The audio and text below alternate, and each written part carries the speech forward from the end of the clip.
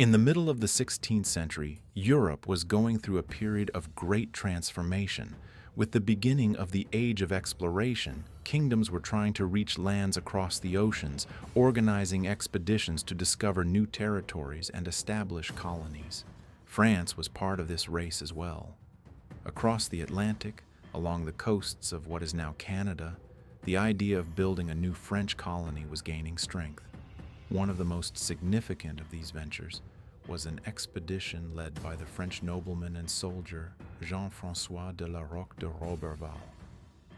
When Roberval's fleet departed from France in the year 1542, the ships carried soldiers, colonists, laborers, and members of several noble families.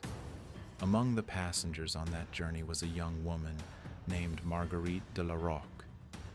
Marguerite came from a noble French family and was related to Roberval. Very little is known about her early life, but historical chronicles suggest that she was educated, strong-willed, and independent. For a woman in the 16th century, joining an overseas colonial expedition was highly unusual. The journey itself was long and dangerous. Crossing the Atlantic could take weeks. Storms could destroy ships, and life aboard was extremely difficult.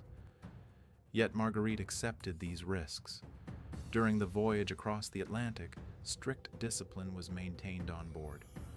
In colonial expeditions, order was essential, because even a small problem during the journey could grow into a serious crisis. Military discipline was enforced on the ships, and the authority of the captain and the expedition leader was considered absolute. Roberval himself was known as a very strict leader. During the journey, Marguerite grew close to a young man on board the ship. Historical sources do not clearly record his name, but he is believed to have been an ordinary sailor or colonist participating in the expedition. The relationship between the two was kept secret at first, but in the confined environment of a ship, secrets rarely remain hidden for long. Eventually, the relationship was discovered. For Roberval, this was not merely a family matter. Within the rigid social norms of the 16th century, especially for a noblewoman to become involved with a sailor, was considered a major scandal. Moreover, any disruption of discipline during a colonization expedition could weaken the authority of its leader. When Roberval learned of the relationship, he became extremely angry. Some historians believe his decision was motivated both by moral outrage and by the desire to protect his authority. Roberval ultimately made a harsh decision. Marguerite would be punished. As the fleet approached the Canadian coastline, Marguerite, her lover, and a young female servant who accompanied her were abandoned on a small and isolated island. At the time, the island had already gained a frightening reputation among sailors. Many believed strange sounds could be heard there, and that evil spirits wandered across the land. Because of these stories, the island became known as the Isle of Demons. In the year 1542, 3 people were left completely alone on that island. They had very limited supplies: a small amount of food, a few tools, and a single rifle. Roberval had no intention of returning for them in the near future. This exile was essentially a death sentence. At first, the 3 tried to survive together. The island was cold and windy. The harsh climate of the Atlantic coast could become deadly, especially during winter. They built a simple shelter using branches and wood. They learned to fish. They hunted birds and small animals. The only way to survive was to fight against nature. As time passed, Marguerite realized that she was pregnant.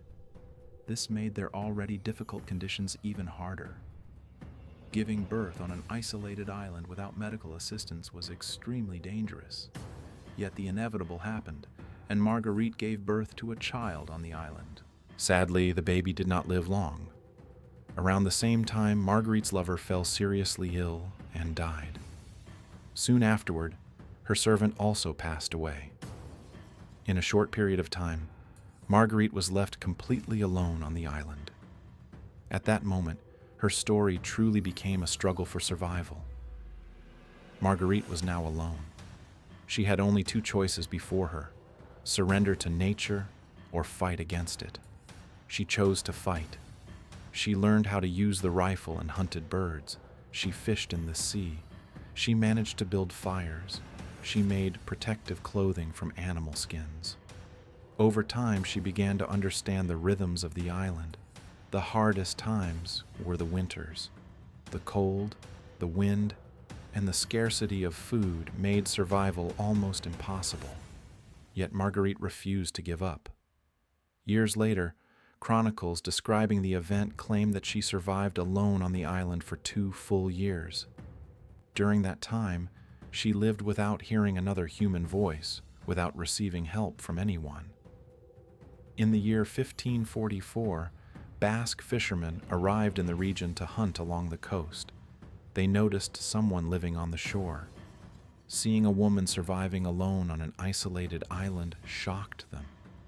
The fishermen took Marguerite aboard their ship and brought her back to Europe. When she returned to France, her story quickly spread. People were fascinated by how this woman had managed to survive. Living in Paris, Marguerite became known as a figure who shared her extraordinary experience. Her story was remembered throughout 16th century Europe as both tragic and inspiring.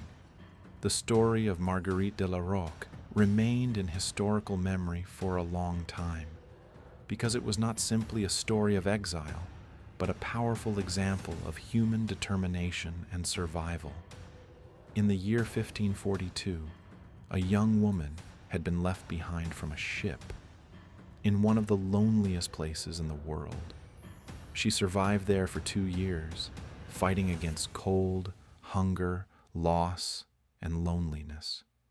And in the end, she lived.